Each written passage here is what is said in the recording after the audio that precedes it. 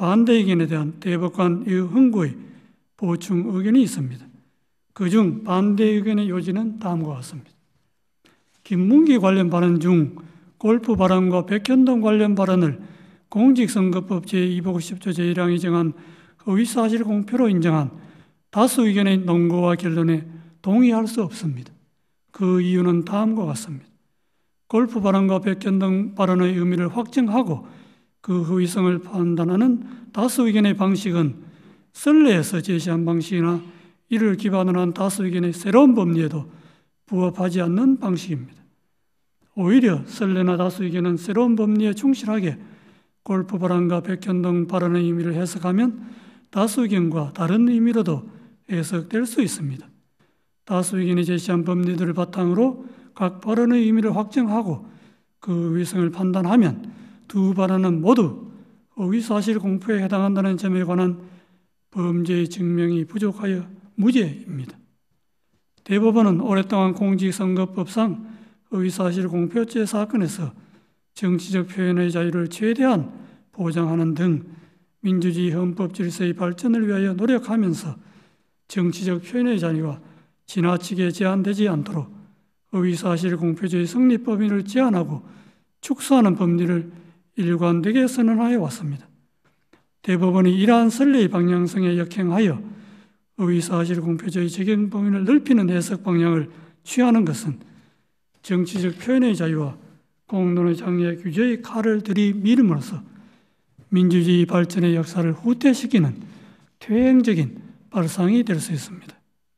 특히 이와 같은 해석 방식이 검사의 기소 편의 지위와 결합할 경우 민주주의 정치와 법원의 정치적 중립성에 가해지는 위험은 심각할 수 있습니다.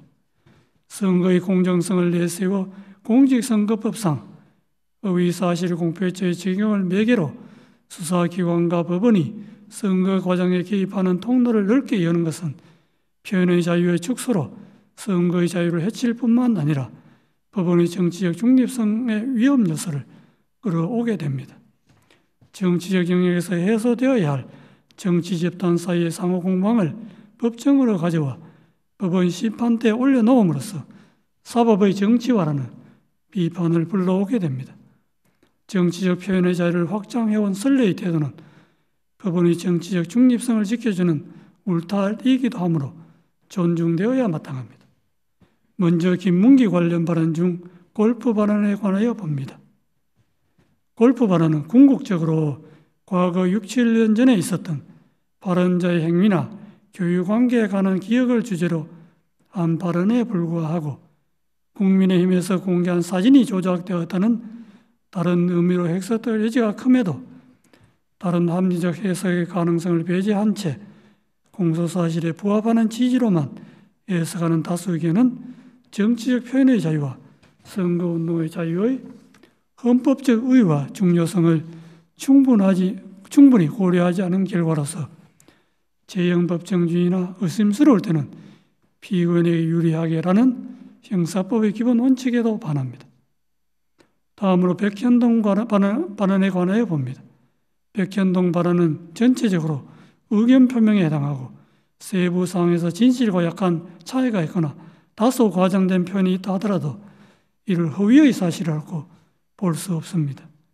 국토부가 이 사건 의무조항 등 법률적 근거를 바탕으로 성남시에 여러 차례에 걸쳐 용도 지역 변경 등 관련한 요구를 한 사실이 있고 국토부의 그러한 행위는 중앙정부와 지방정부 사이에 발생한 정책 조율 과정이며 이는 지방정부의 최종적인 용도 지역 변경 결정에 여러모로 영향을 미치는 것이 분명하므로 용도 지역 변경 행위의 원인으로 이 사건 의무 조항을 지적한 부분이 허위라고 단정할 수 없습니다.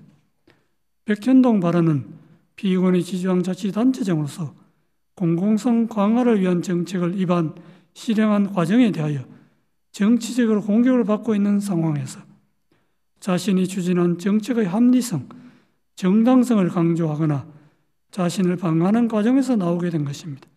이는 전체적으로 볼 때 피고인이 국회에서 과거 실행한 정책의 배경과 공과를 설명하면서 피고인의 용도지역 변경 행위의 원인이 근본적으로 국토부의 요구에 있으므로 그 정치적 책임이 국토부에 있다는 것을 강조한 언급으로서 의견 표명에 해당하므로 허위사실 공표죄를 구성하는 허위사실이라고 볼 수 없습니다.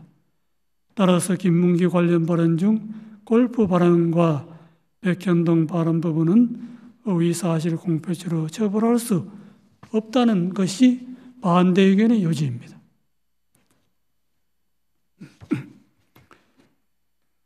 이것으로 이유 요지의 설명을 마치고 이제 주문을 낭독하겠습니다. 다수 의견에 따라 다음과 같이 판결합니다. 원심 판결을 파기하고 사건을 서울 고등법원에 완송한다.